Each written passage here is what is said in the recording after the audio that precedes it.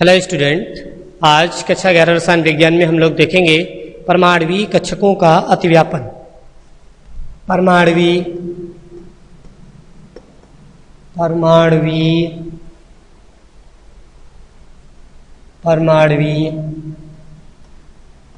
कक्षकों का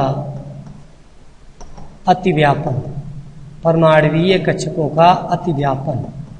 ठीक, परमाणुवीय कक्षकों का अतिव्यापन देखेंगे। इसमें हम परमाणुवीय कक्षकों का अतिव्यापन क्या होता है, ये दो तरह से हो सकता है। ठीक, संयोजकता आबंध सिद्धांत के अनुसार परमाणुवीय कक्षकों का अतिव्यापन दो प्रकार से हो सकता है, एक सिग्मा आबंध और एक पाई आबंध। ठीक है, तो वैलेंस बॉन्ड थ्योरी के आधार पर अतिव्यापन दो प्रकार का हो सकता है, सिग्मा और पाई।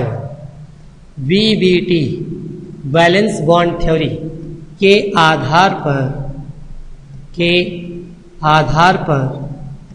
अतिव्यापन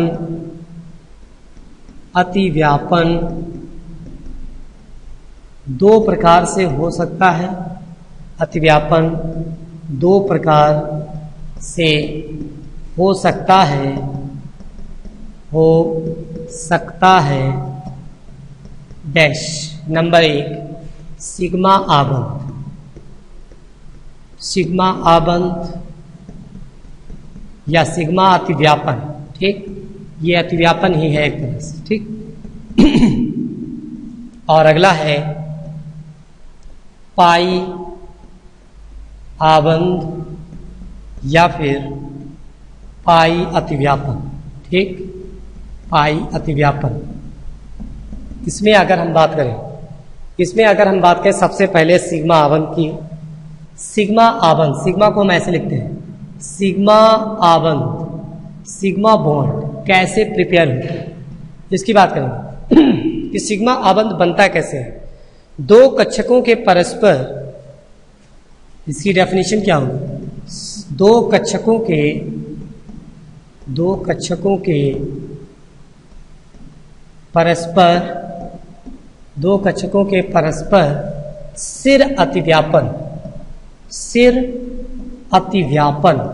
सिर अतिव्यापन के फलस्वरूप बॉन्ड बनता है। ये ठीक, आबंध बनता है। ओके, तो जब हेड ऑन ओवरलैपिंग होती है, हेड टू हेड, समझ में आया कि नहीं, सिर अतिव्यापन होता है तो उसके फलस्वरूप सिग्मा आबंध बनता है। जैसे आप देखिए, अगर हम यहाँ पर देखें इस तरह से, तो ये अगर इनको देखोगे तो कितनी जो ये दो पार्टिकल्स एक दूसरे की डायरेक्शन में आ रहे हैं, तो दो मतलब ये कक्षक इधर, मान लीजिए ये कक्षक है और ये इधर कक्षक है, तो इनका सिर क्या हो रहा है, हेड ऑन ओवरलैपिंग हो रही है। कौन सी ओवरलैपिंग, हेड ऑन ओवरलैपिंग के फलस्वरूप क्या होता है, सिग्मा आबंध प्रिपेयर होता है। बात समझ आ रही नहीं। ये सिग्मा आबंध कई प्रकार का हो सकता है, ऐसे सिग्मा बॉन्ड हो सकता है, पीपी सिग्मा बॉन्ड हो सकता है, ठीक है, एसपी सिग्मा बॉन्ड हो सकता है। एक बात याद रखना, जैसे आपको मैं एक छोटा सा एग्जांपल बताऊं कि मैं जैसे कह रहा हूं, एक बात मैं कह रहा हूं कि सिग्मा आबंध जो होता है किसी भी यौगिक में हमेशा एक बनता है। ठीक है, और ये हेड ऑन ओवरलैपिंग से थ्रू बनता है। क्या दो से अधिक लोगों की क्या सिर अतिव्यापन संभव है? दो से अधिक लोगों के बीच में क्या सिर अतिव्यापन संभव है? जी नहीं। आपने देखा होगा जब दो गाड़ियां टकराती हैं आमने सामने, तो मैक्सिमम कितनी गाड़ियां आमने सामने टकरा सकती हैं? दो ही टकरा सकती हैं। तीसरी गाड़ी जब टकराएगी तो क्या होगा, वो पार्श्वी एक तरह से साइड वाइज टकराएगी।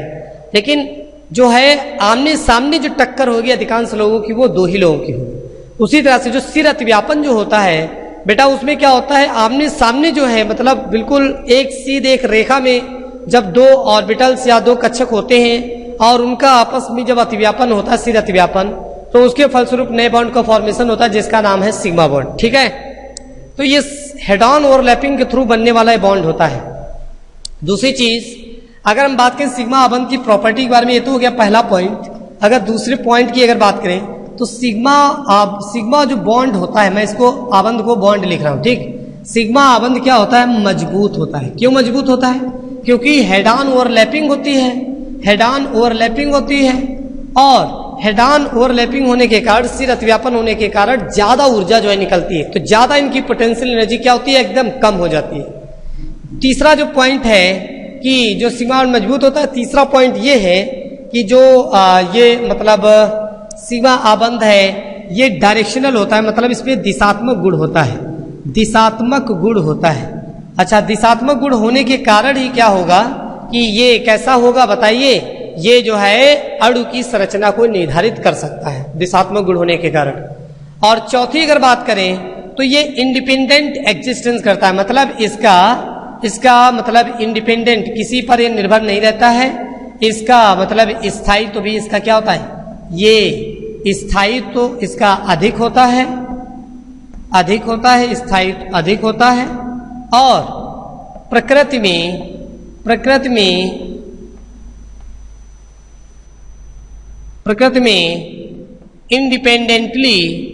इंडिपेंडेंट एग्जिस्टेंस है, इसका इंडिपेंडेंट एग्जिस्टेंस है, ठीक, ये फ्री रह सकता है, ठीक। तो ये बात हमने बताई। अच्छा, अब हम जरा उसकी बात करते हैं पाई आबंध की, ठीक, कि पाई आबंध क्या है। अगर हम पाई आबंध को देखें यहाँ पे, ठीक बेटा, उसके बारे में देख लेते हैं, मतलब पाई बॉन्ड। तो ये पाई बॉन्ड क्या है, जरा इसके बारे में थोड़ी चर्चा कर लेते हैं। इसके बारे में जो पहला पॉइंट है वो ये है कि दो कक्षकों के पार्श्वीय अतिव्यापन ठीक, पार्श्वीय अतिव्यापन के फलस्वरूप जो है ये वाला बॉन्ड बनता है। कौन सा बॉन्ड, पार्श्वीय अतिव्यापन, ठीक है। ये पार्श्वीय अतिव्यापन जब होगा साइड वाइज ओवरलैपिंग होगी, ठीक है, तो ऐसे में क्या होगा, पाई बॉन्ड का फॉर्मेशन होगा। दूसरा पॉइंट ये है कि जो पाई बॉन्ड होता है, ये पाई बॉन्ड क्या होता है, वीक होता है, कमजोर होता है, ठीक है, ये वीक होता है, बहुत कमजोर भी होता है। तीसरी बात ये है कि जो पाई आबंध है, जो पाई बॉन्ड है, पाई बॉन्ड में दिशात्मक गुण नहीं होता है, दिशात्मक गुण नहीं होता है, दिशात्मक गुण नहीं होता है, बिल्कुल नहीं होता दिशात्मक गुण। तो फिर ये अणु की संरचना भी निर्धारित नहीं कर पाएगा। अच्छा, चौथा पॉइंट अगर हम बात करें तो ये सिग्मा आबंध की उपस्थिति में बनता है, सिग्मा आबंध की उपस्थिति में बनता है, सिग्मा आबंध की उपस्थिति में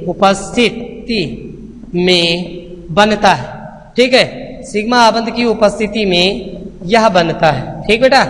तो ये यहाँ पर जो है पॉइंट हो गया तुम्हारे 4 उसके पाई बॉन्ड की और 4 सिग्मा बॉन्ड की। और बाद में मैं आप लोगों को बताऊंगा अगले वीडियो में कि किस तरह से इनके परमाणुवीय कक्षकों का अतिव्यापन होता है, कितने प्रकार के सिग्मा आबंध होते हैं, कितने प्रकार के पाई आबंध होते हैं। तो आज का जो आपका होमवर्क का जो क्वेश्चन है आप ले लीजिए, होमवर्क का क्वेश्चन नंबर 1 HW आप ले रहे हैं। क्वेश्चन नंबर 1, सिग्मा और पाई आबंध, सिग्मा और पाई आबंध में अंतर लिखिए, ठीक। तो सिग्मा और पाई आबंध में अंतर लिखना है, उसकी प्रॉपर्टीज भी डिस्कस करनी है। दूसरा क्वेश्चन ले लीजिए, क्वेश्चन नंबर 1 हो गया। क्वेश्चन नंबर 2, दूसरा क्वेश्चन ये है कि जो अनुनाद की बात बोली थी, आज अनुनाद के लिए आप जो है यहाँ पर ले लीजिए, जैसे कि NO2 नाइट्रोबेंजीन में अनुनाद लिखिए, अनुनाद बनाइए, अनुनाद बनाइए, या बनाइए नहीं बल्कि दिखाइए, इसमें अनुनाद दिखाइए, ठीक है। तो बिल्कुल ये नाइट्रोबेंजीन में आपको अनुनाद दिखाना है। तीसरा क्वेश्चन ले लीजिए कि जो HClO4 है कि इलेक्ट्रॉन बिंदु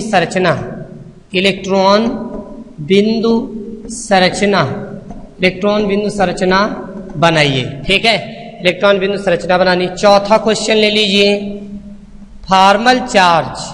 फॉर्मल आवेश, ठीक है, फॉर्मल चार्ज मतलब फॉर्मल चार्ज का हिंदी क्या है? अरे भाई बहुत सरल हिंदी है, बहुत लोग कहते हैं सर गुरुजी हिंदी में बताओ। अरे इंग्लिश सब सीखोगे, फॉर्मल आवेश, ठीक, वो तो जरूरी है, आगे तो पूरी इंग्लिश पे ही सब कुछ टिका हुआ। तो फॉर्मल आवेश, इनको हेडिंगों की थोड़ी इंग्लिश भी जानो फार्मल आवेश का सूत्र बहुत जरूरी है। किसी भी चीज को पढ़ने से पहले उसका सूत्र पता होना चाहिए। सूत्र बनाना है, लिखना है, और कम से कम, ठीक है, कम से कम दो यौगिकों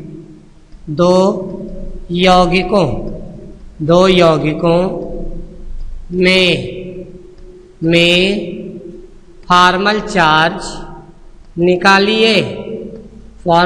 निकालिए। और याद रखना, जो पीछे क्वेश्चन करा चुके हैं वो क्वेश्चन नहीं होने चाहिए। मतलब ये है कि फॉर्मल चार्ज पे उस दिन दिए थे, अभी तुम क्या करोगे, वही चीज उठा के फिर से भेज दोगे। नहीं, वो नहीं होने चाहिए।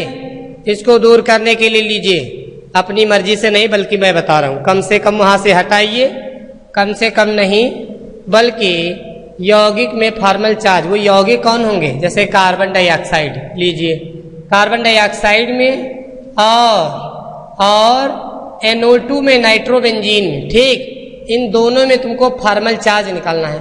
फॉर्मल चार्ज कैलकुलेट कीजिए, फॉर्मल चार्ज एक तरह से कैलकुलेट कीजिए।